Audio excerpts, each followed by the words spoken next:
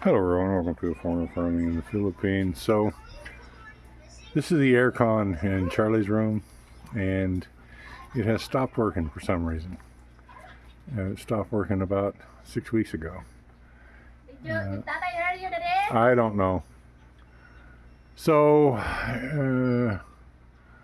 we're going to take it down and take the cover off of it, take it apart, and see if we can make it live. My guess is there's either a bad connection in there somewhere, could be, or I don't know what the technical term for it is. It's a thermal switch. They're usually put right on the compressor, and so that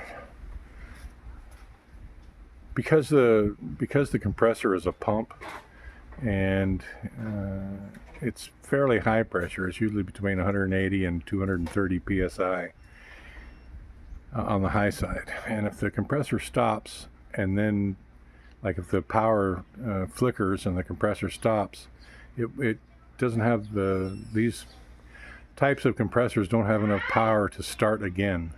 So what they do is they basically just lock up. And usually there's a little, I don't know, it looks like a small checker on the side of the compressor, and that's a thermal overload switch.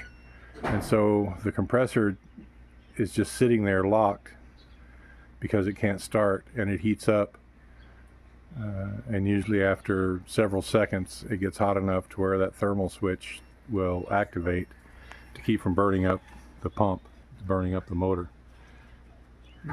Both our air cons and our refrigerator go through that on an almost daily basis because the power here is just not good. So it's either one of those things, in my opinion. So we can't check it until we take it down and look at it. So that's what we're going to do. We're going to pull it down out of its little mounting thing there and check the connections. And usually you can bypass that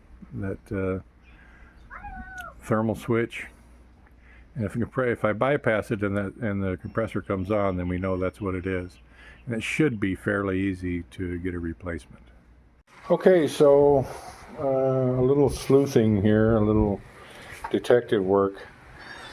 So I couldn't get the old main case off, because this aircon's been out in the rain we figured out how old it is. This aircon's 7 years old.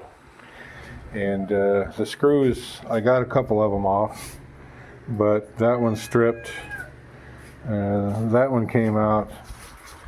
That one's stripped. I can't get the case off. I can't get the covering off. So I just took this out and looked at all the wires. I looked down at the capacitor. I didn't see anything frayed or chewed. So I just had the idea that maybe it's one of these damn switches here. And so I plugged it in, and this is a rubberized handle on this screwdriver. So I arced across these two connections just for an instant, and I could tell it wanted to come on. So what I'm going to do now, look, the odds of anyone on this island having this particular switch are slim and none. So I'm just going to bypass it. Now, yeah, look, so Martha won't be able to turn it off and on with the power switch because I'm going to be wiring it direct. I'm just going to bypass that switch.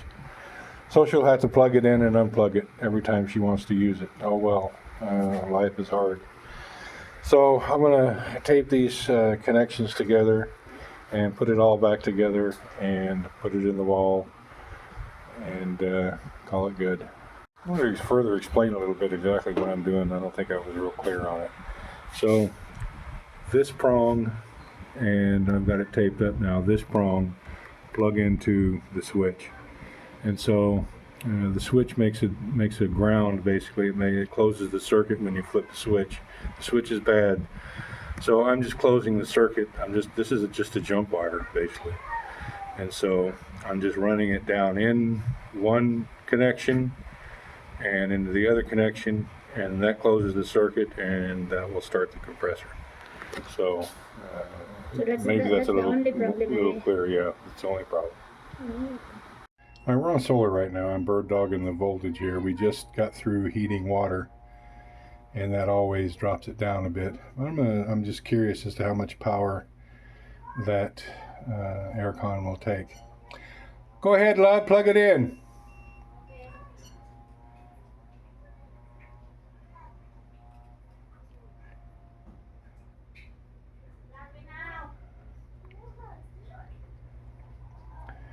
Actually, it's quite a bit less than the electric burner. That's probably about the same as the well pump.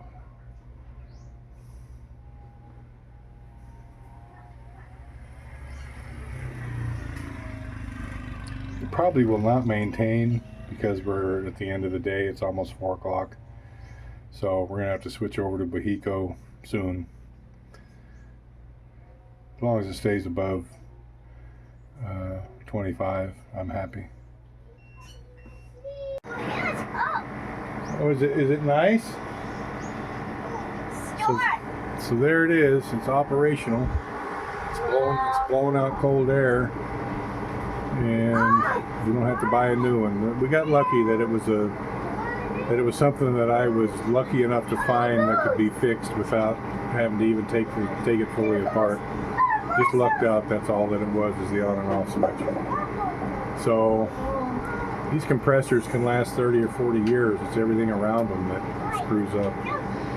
So it'll be good for a good long while, I would imagine. What can you say, man? Good. My God, Charlie. Handprints and footprints. Good Lord, boy. Say thank you, Daddy. Hey, Charlie. Thank you, Daddy. Thank you, Daddy. I love it. You love it. Oh. Teeth. Alrighty. Thank you, everyone. Please like, comment, share, and subscribe.